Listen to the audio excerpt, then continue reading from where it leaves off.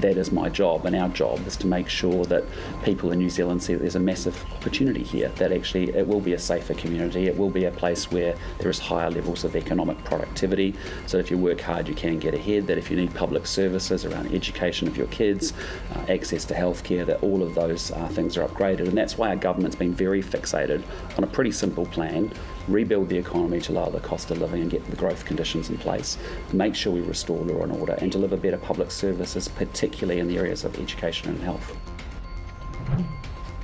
New Zealand's Prime Minister Christopher Luxon there speaking to us exclusively last Friday.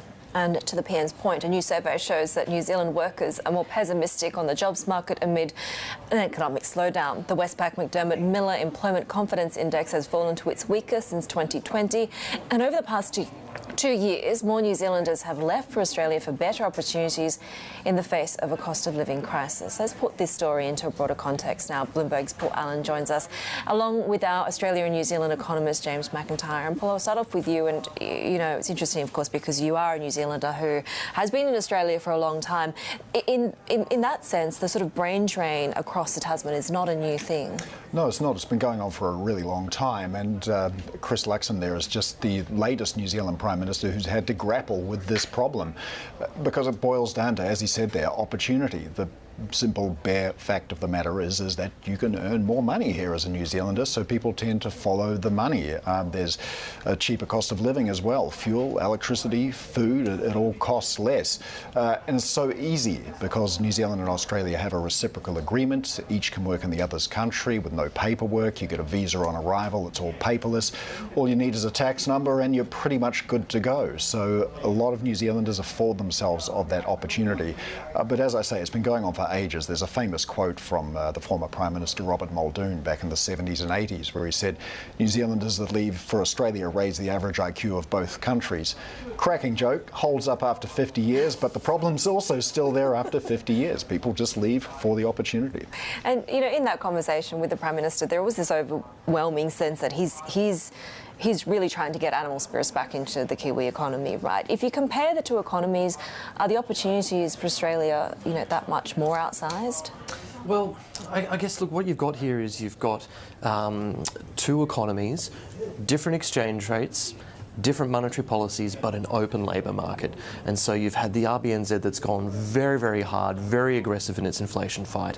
And we've got, you know, we're now entering that triple dip recession in New Zealand. So yeah, it's going to be very hard in that labour market to get any sort of opportunity going through. Whereas the RBA has taken a, you know, many have cast lots of aspersions on it, but taken a slightly more softer stance when it comes to monetary policy and being prepared to let inflation glide down a bit more slowly. And that's meant that they've kept that labour market a lot more intact. And so when you've got that open labour market, when the opportunities are there, and when, you know, this is not new for New Zealand, there's a 30% pay increase when you come across the Tasman to come and work in Australia.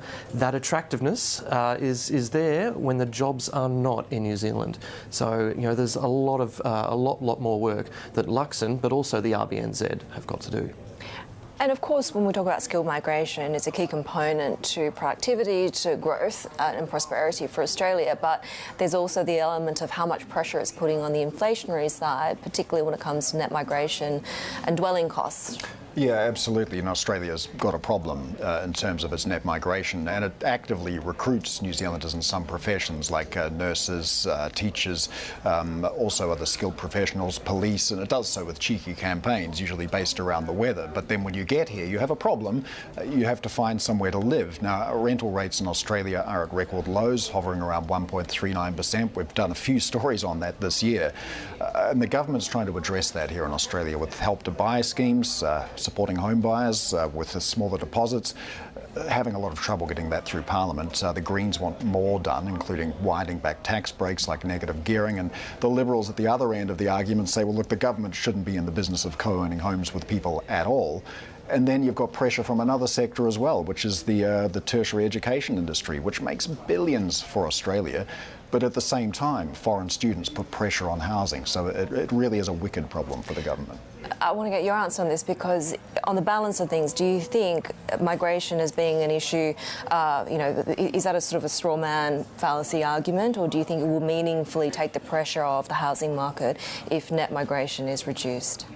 I think what we're dealing with the housing market is the fact that the borders were closed for a year or two, Airbnb stopped existing, and everyone, especially in Sydney and Melbourne, got used to these apartments being available. And so instead of having to have a flatmate or stay at home, you could get a 2-bedroom, a bedroom for you and one for your work at home office. Now, when the world came back online after the pandemic, we all had to get back to reality, and the noise and the pressure in the rental market is part of that. It's not just migration coming back online. We're getting everyone stacking back into housing the way we used to, and we're almost back to the same number of people per household that we were at before the pandemic. Low vacancy rates, high rents, that's what makes people make those decisions. I don't necessarily think it's a problem of migration. If it is, get a Kiwi as a flatmate and that'll solve the rental problem pretty quick. How risky is this sort of conversation, though? Because we know with the natural rate of population growth shrinking, Australia is going to need migration to be able to keep up prosperity, not to mention diversity, right, but certainly economic growth. Well, it's not just the economic growth that migration has really helped with Australia. What we do is that, across advanced economies, across the OECD, ageing populations, shrinking workforces, that's a reality for many economies, and it's not here in Australia. And that's because of this migration program. The average age of the Australian population is around 38, but the average age of our migrants is around 30. We keep pushing these people into the population, and it really prevents us from having this ageing population that, when we think about intergenerational reports that have been published over the last 20 or so years, said we were going to have a massive problem, all because they think that our migration is going to go back to a low level. If we keep it as it is, we keep pushing that problem away and making it other people's problems while we get to enjoy relatively strong growth here. Bloomberg's Australia and New Zealand economist James McIntyre and Paul Allen here as well. We do have more every week on Australia Ahead, Tuesdays at 10:40 a.m. in Sydney. This is Bloomberg.